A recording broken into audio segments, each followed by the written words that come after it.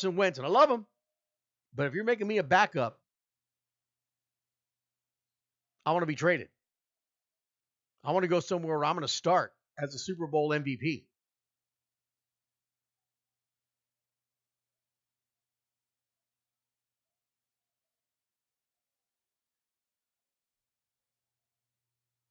Some says release him, let him get paid. I agree, but I sure as heck ain't releasing him unless I'm getting something major out of it. And I'm telling you, with the performance he put on and the poise he showed, this guy has written his check. He's written his check. He's got a blank check right now to any team that's willing to sign it. And the Eagles, if they play it correctly, could come out of this smelling like a bunch of roses.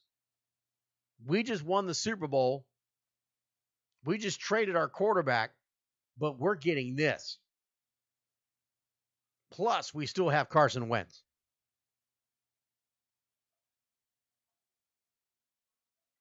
Yeah, I would go after the Browns. I would look at Cincinnati. Some even mentioned Detroit. What about Minnesota? Although his buddy's over there in Minnesota, he may not like that too much.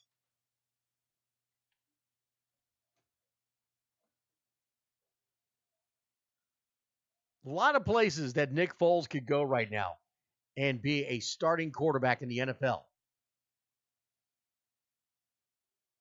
The Browns are if I'm the Browns,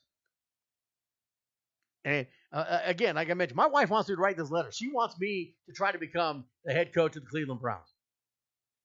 And I'm going to put this out there right now. So just so everyone doesn't think I'm just dreaming of stars, I have no experience as a high school coach, as a college coach, never coached in the pros. Never wouldn't do that. Never did that. But I do know how to coach football. I've coached football for many years, just not at the high levels. But it's she's kind of right. We're joking about it, but she's kind of right. They couldn't do any worse. They just went freaking 0-16 with a high-paid coach.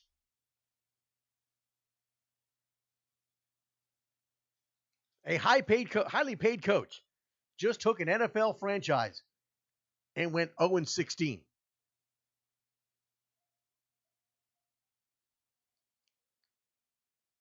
I'll take the job. And like I said, I'll take the league minimum. I don't even know what the league minimum is.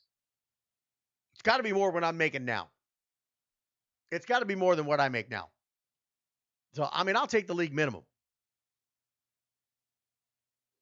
So, Cleveland, if you're listening, give me a call. Send me an email, nationalusportsradio@gmail.com. And I'll be happy to consider coaching the Cleveland Browns for league minimum pay.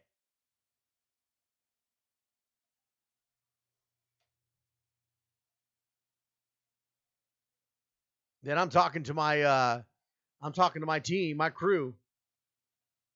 We go on the draft day. I'm making a trade. I'm calling the Philadelphia Eagles. And I'm looking to get that Super Bowl MVP quarterback. I'm still going to hold on to Deshaun Kaiser. Because I think the young man, with the proper tutelage and give him the right amount of time to mature in the NFL, can and will be a quality quarterback.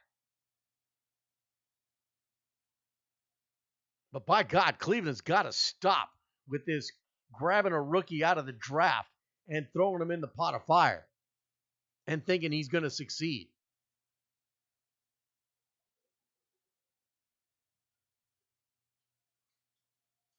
Didn't work with Brady Quinn. It didn't work with Colt McCoy. It didn't work with Johnny Manziel. How many more times do you have to do it to realize, hey, this ain't working?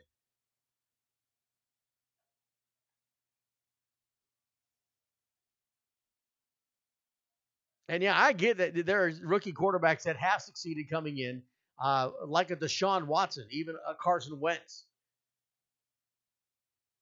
that have come into their teams and have taken over the starting position their rookie year and did great. But they're not the Cleveland Browns. That's a whole different animal there when you're talking about the Cleveland Browns.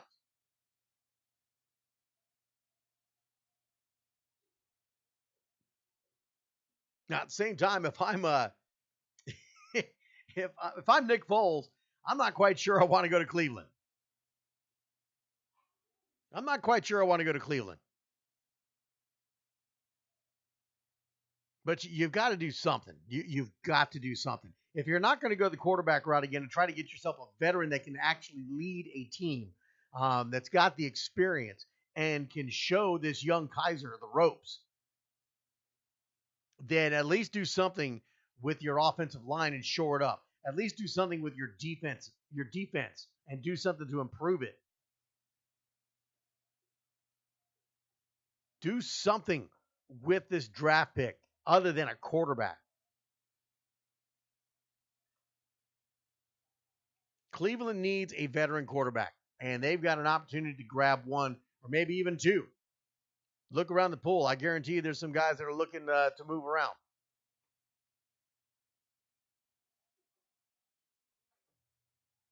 If Minnesota decides to stick with Savage,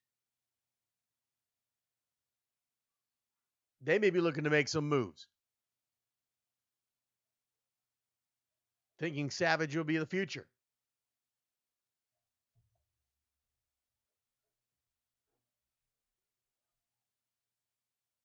So congratulations to the Philadelphia Eagles, a huge win against the Evil Empire.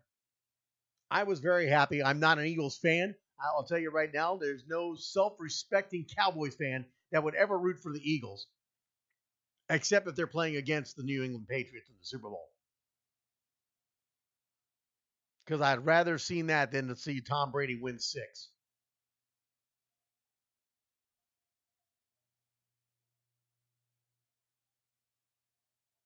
And Philadelphia deserved it. They deserved it. They took a bad shot when Wentz went down. Like I said, I think Wentz would have been the MVP. I think Wentz would have led them to the Super Bowl and would have won it. The Eagles were fortunate enough to have Foles there in the background, ready to take the lead, and had that veteran mentality to continue on forward after what Wentz had done.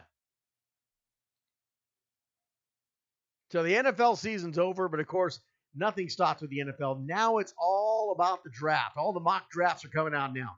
Everybody's looking to see who's coming out, who's ready to go, who's going to go where, who will be the number one pick in the NFL draft. We'll start monitoring all that talk as it goes all over sports radio, sports network, sports television, as that is going to be a hot commodity because we got some good quarterbacks and good players coming out of college ready to make their mark here in the NFL. 979-353-4421. That's our number to call, 979-353-4421. A lot of other things to talk about as well. Got some huge events coming up here on NYSR, National Youth Sports Radio. This month, not this weekend, but next weekend, the NYSR Road Show hits the road for the first time in 2018 as we drive out to El Paso, Texas for the West Texas All-Star Classic. We'll be doing a live show out there, I believe, on Friday night. Saturday, we'll be all over the field. We'll do some spot Facebook Live videos of games that are going on. We'll give you some play-by-play, talk to some players, talk to some parents, have a great time on Saturday. Then Sunday, it is the championship games that'll be live here on NYSR. We'll have all the play-by-play action of those games right here on National Youth Sports Radio. You can catch all the action here. And then the following weekend, I travel to Round Rock, Texas for the Texas Youth Football All-Star Showcase. As all the regions of Texas being represented, including Louisiana. Louisiana sending a team in there. Several different age groups. It's going to be a weekend of nothing but nonstop football. I think it's like 93 football games in about 2.5 days. It's going to be epic. We're going to be out there, of course, Friday. We'll be out there Saturday all over the fields. We'll do some Facebook Live. And Sunday, it's championship week, championship day, live here on NYSR. All the play-by-play action of the championship games from the Texas Youth Football All-Star Showcase. And a whole bunch of other things. We got a lot of things lined up. We got a lot of things coming up, particularly July and August. It is going to be a busy, busy 2 months in July and August. We got some other things that we're working on. As soon as we get it solid, we'll let you know. I know we do have, like I said, plenty of events in July. One of them is we're going to go to Pennsylvania, Pittsburgh, Pennsylvania, I believe, is where we're supposed to be headed to. Let's see if I can pull it up here real quick on my, there we go. 5-Star Skills Camp. They're holding a tournament in July 12th, starting July 13th to the 15th in Pittsburgh, Pennsylvania. The crew from the Friday Night Tykes Steel Country putting that one on. We're going to head on out there to Pennsylvania and do the same thing. Friday we'll do a show. Saturday we'll be out all over the fields, and then Sunday championship games live here on NYSR. The following weekend, the weekend of the 20th, is a possible event we'll be going to, I believe, in Nashville. We're working to get that set up and straightened out. Then on the 27th of July, we go to Mobile, Alabama for the Gulf Coast Gridiron Classic. That's part of the Gridiron Classic series going on. That's the 27th to the 29th. We'll be live out there Sunday, of course, championship games live here on NYSR. Followed by August the 3rd, we go to Chicago, Illinois. 3rd to the 5th, we'll be in Chicago for the Illinois Gridiron Classic. We'll be there all weekend doing some spot reports, doing some spot radio shows, and, of course, on Sunday, championship games here on NYSR.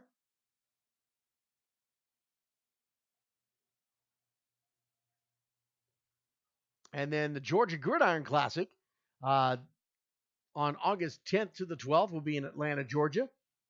And then on the 17th to the 19th is another possible. We'll have to check on that. I know that one was tentative, so we won't mention that one quite yet. And then, of course, that's when we head into fall football season here in Texas, and we'll be back on running wild and rampant on Typha Radio. So a lot of great things coming up. I saw a message here. Something that we may want to talk about as well. 979-353-4421 is the number to call, be a part of the show. Big talk going on in Chicago about a new law that is that's banning youth football under the age of 12. And now Maryland is introducing that same law, trying to get it passed for 14 and under. What do you think about that? Is this something that needs to happen? Is this something that should be going on? Should states be mandating laws banning youth football for younger ages, only allowing 12 or 14 and older to play tackle football? Is this movement really taking on that kind of a foothold? Are we going to start seeing more and more and more of this happening around the nation? A lot of focus has been on concussion protocols in the NFL and in college. A lot of people talking about kids getting concussions, multiple concussions, things of that nature. We're going to try to line up. I'm trying to see if I can't get a hold of some people. We'll try to line up a specialist or someone who specializes in concussions and see if we can't get them to come on the air with us and kind of talk about what are the things to look for, how to prevent. What is football? What is the football doing to help prevent these things? I know a lot of it has to do with coaching. A lot of it has to do with equipment. I think the biggest part of it is coaching. Coaches teaching the proper technique. And I know it's more in the forefront nowadays. And football, I think, is